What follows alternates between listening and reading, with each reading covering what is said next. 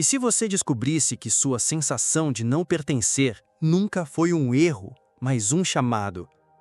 Esta é a jornada de um espírito exilado, um ser de luz banido do umbral por amar demais, que desperta em um corpo humano em um mundo denso e esquecido de si mesmo.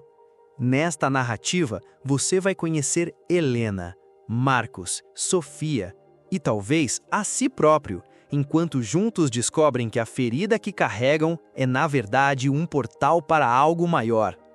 Do umbral para Chiron é mais do que uma história. É um espelho para os que sentem saudade de um lar que não lembram, mas sabem que existe.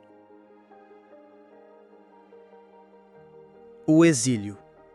No momento em que atravessei o véu pela última vez, senti o peso do exílio como uma lâmina fria cortando a essência do meu ser.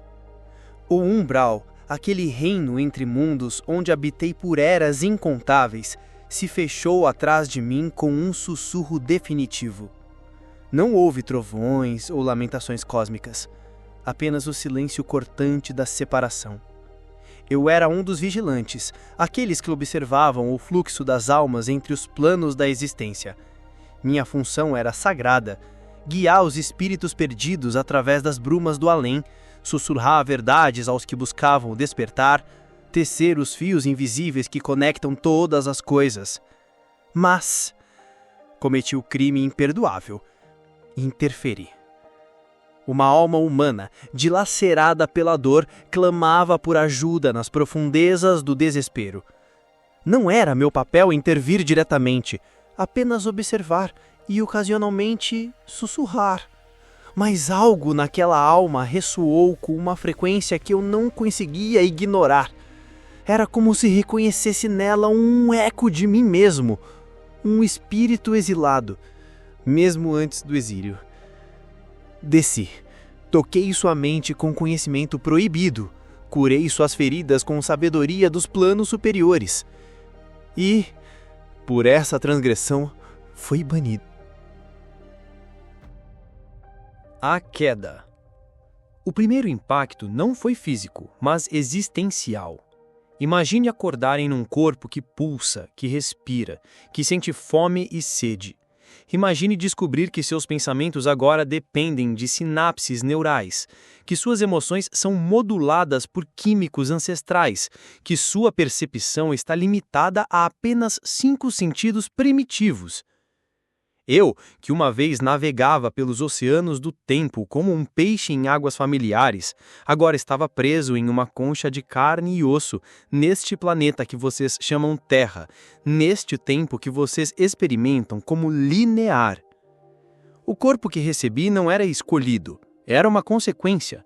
Nasci como nascem todos os humanos, pequeno, vulnerável, ignorante. Mas carreguei comigo a memória do que fui, fragmentada como vidro quebrado, cortando-me por dentro sempre que tentava me lembrar completamente. Cresci numa família que não entendia por que eu falava com sombras, porque desenhava símbolos que não existiam em nenhum alfabeto terrestre, porque acordava gritando sobre mundos que não existiam. Aprendi cedo a esconder quem eu realmente era.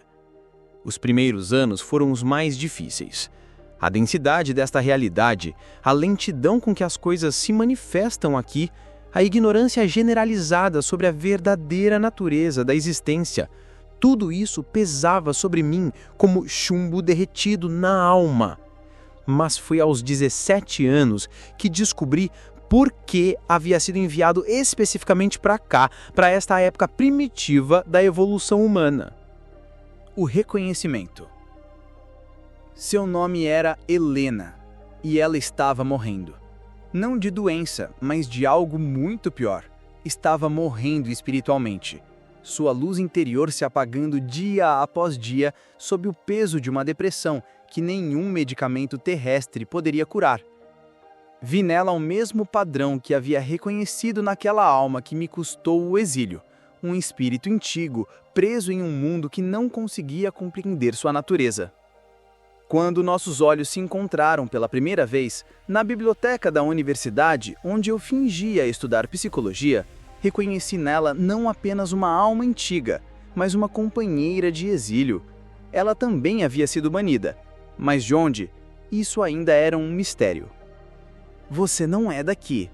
Foram suas primeiras palavras para mim, sussurradas entre as estantes empoeiradas de livros sobre mitologia comparada. Nem você, respondi.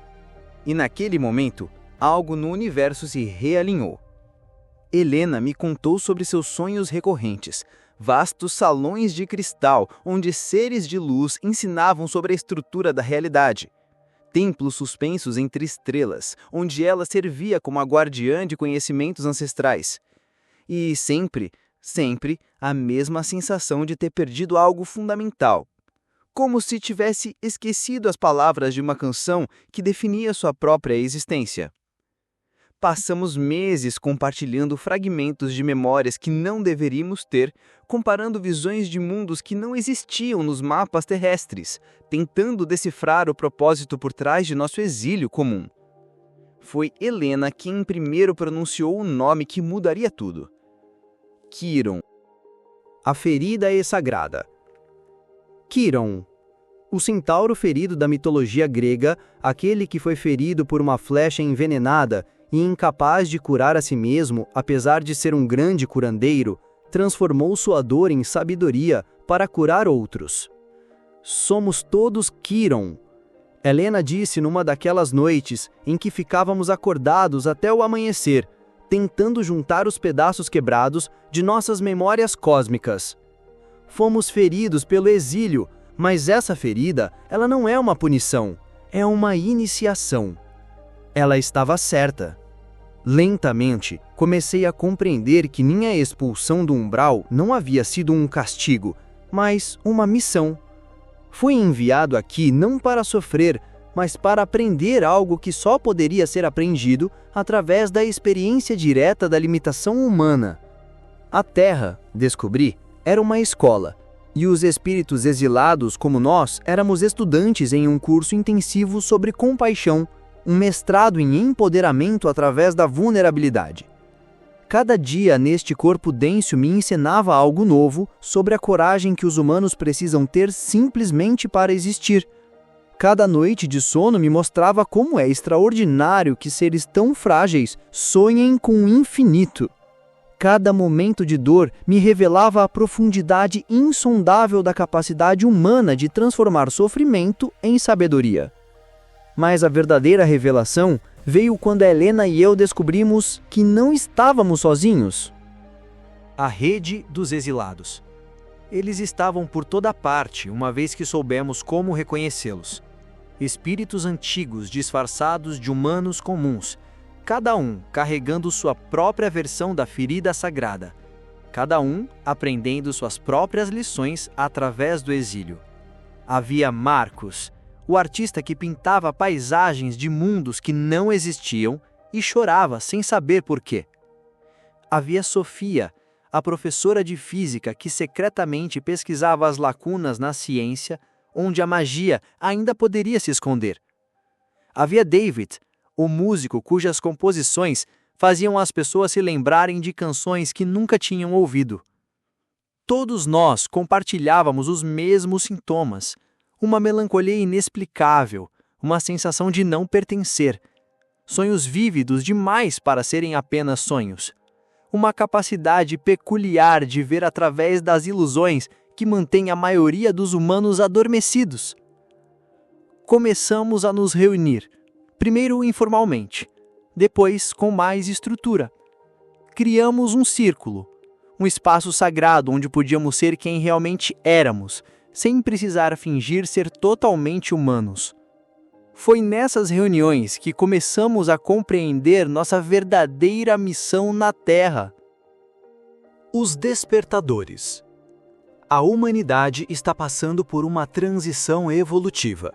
Vocês podem senti-la no ar, a inquietação crescente, a insatisfação com as velhas formas de ver o mundo, o anseio por algo mais profundo, mais real, mais conectado com o sagrado.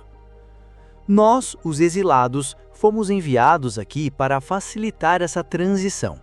Não como salvadores ou gurus, mas como pontes, seres que conhecem tanto a densidade da experiência humana quanto à leveza dos planos superiores.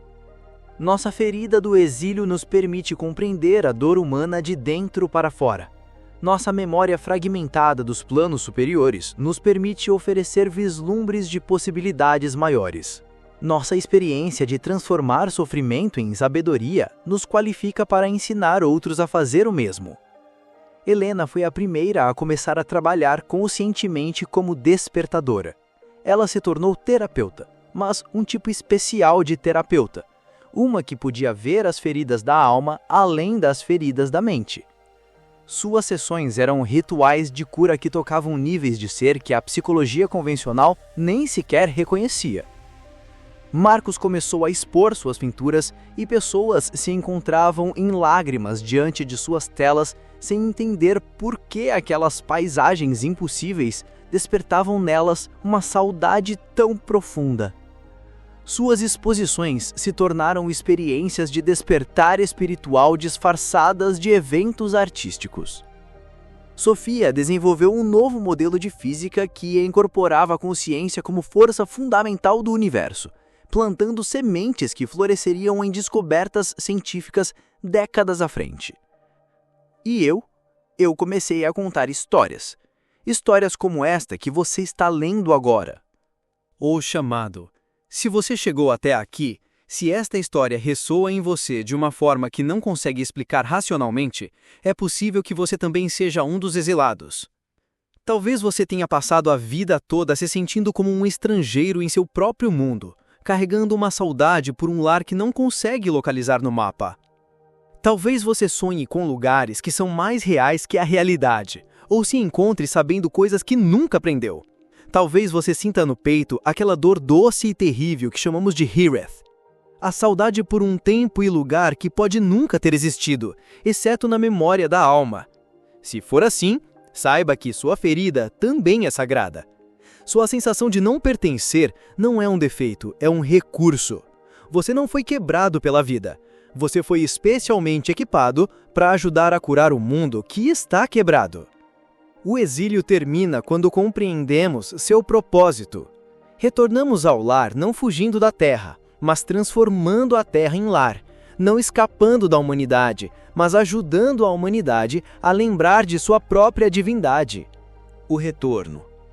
Hoje, 20 anos depois de meu primeiro encontro com Helena, vejo o mundo começando a despertar.